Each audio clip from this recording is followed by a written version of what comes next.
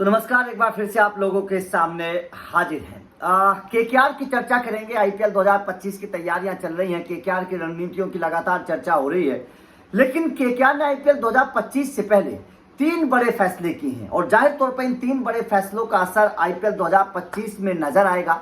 KKR को फायदा होगा और ये मैं कह सकता हूं कि केकेआर की एक तरीके से किस्मत खुल गई है आईपीएल 2025 में, क्योंकि आपको पता है कि केकेआर का जो होम ग्राउंड है ईडन गार्डन है। ईडन गार्डन की कंडीशंस के बारे में आपको पता है।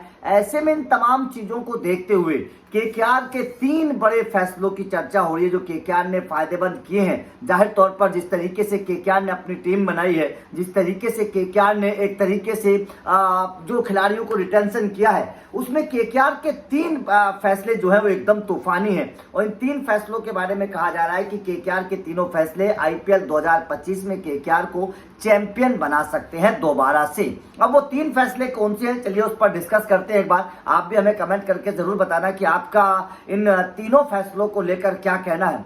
सबसे बेहतर फैसला रिंकू सिंह को रिटेन करना, क्योंकि आईपीएल 2025 से पहले जब रिटेंशन लिस्ट नहीं आई थी उस वक्त रिंकू सिंह को लेकर लगातार सवाल खड़े हो रहे थे कि क्या रिंकू सिंह को रिटेन किया जाएगा, नहीं किया जाएगा। लेकिन आखिरकार रिंकू सिंह को न केवल रिटेन किया बल्कि नंबर 1 पर किया, और वो भी 13 करोड़ रुपए में किया। तो इससे पता चलता है कि रिंकू सिंह ने जो काम किया है केकेआर के लिए, उसकी तवज्जो केकेआर को है। किंग खान की नजर में उसकी तवज्जो है। तो जाहिर तौर पर ये एक बहुत बेहतर फैसला माना जा रहा है रिंकू सिंह को जो रिटेन किया। और रिंकू सिंह की फॉर्म का फायदा केकेआर को मिलेगा, जिस अंदाज में रिंकू सिंह खेल रहे हैं। नौजवान खिलाड़ी आने वाले 5 साल तक वो केकेआर के साथ रहने वाले हैं। तो जाहिर तौर पर ये एक बहुत बेहतर फैसला केकेआर ने लिया, सबसे बेहतर फैसला। उसके बाद में जो केकेआर ने दूसरा फैसला किया है वो वरुण चक्रवर्ती को रिटेन करके किया है। ऐसा माना जा रहा था कि शायद वरुण चक्रवर्ती को रिटेन ना किया जाए, शायद नीतीश राणा को के पीछे जा सकती है केकेआर। लेकिन केकेआर ने वरुण चक्रवर्ती को रिटेन करके बहुत सॉलिड फैसला किया है, क्योंकि केकेआर को एक ऐसा स्पिनर जरूर चाहिए अपने होम ग्राउंड पर। क्योंकि आपको पता है 2024 में वरुण चक्रवर्ती 20 से ज्यादा विकेट लेने वाले गेंदबाज थे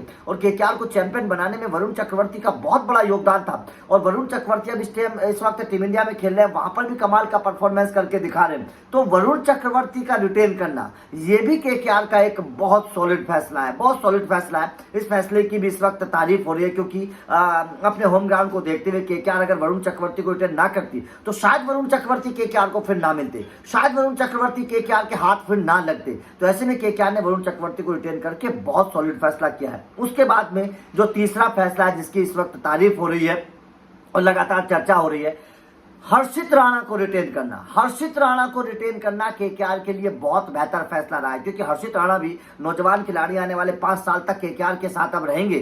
तो जाहिर तौर पर केकेआर के लिए हर्षित राणा को रिटेन करना भी बहुत बेहतर है। हर्षित राणा एक वो गेंदबाज है जो गेंदबाजी तो कर ही सकते हैं, विकेट टेकर तो ही है, रफ्तार तो उनके पास है ही है, ऊंचे कद के हैं तो उछाल तो उनको मिलता ही है, वो बल्लेबाजी भी कर सकते हैं हर्षित राणा। तो यहाँ पर केकेआर को एक आंद्रे रसल के साथ साथ हर्षित राणा के तौर पर भी एक निचले क्रम पर अच्छा ऑलराउंडर मिल गया है। अगर केकेआर थोड़ी सी मेहनत करेगी तो हर्षित राणा भी केकेआर के लिए बहुत फायदेमंद साबित हो सकते हैं। तो जाहिर तौर पर केकेआर के इन 3 फैसलों की चर्चा हो रही है, तारीफ हो रही है, क्योंकि केकेआर के इन 3 फैसलों से केकेआर दोबारा से चैंपियन बन सकती है। आपके इन तीनों फैसलों पर क्या कहना है कमेंट करके बताइएगा। वीडियो अच्छी लगी हो तो लाइक को शेयर जरूर करिएगा, चैनल को सब्सक्राइब करिएगा, क्योंकि अपडेट मिलते रहेंगे। Thank you very much.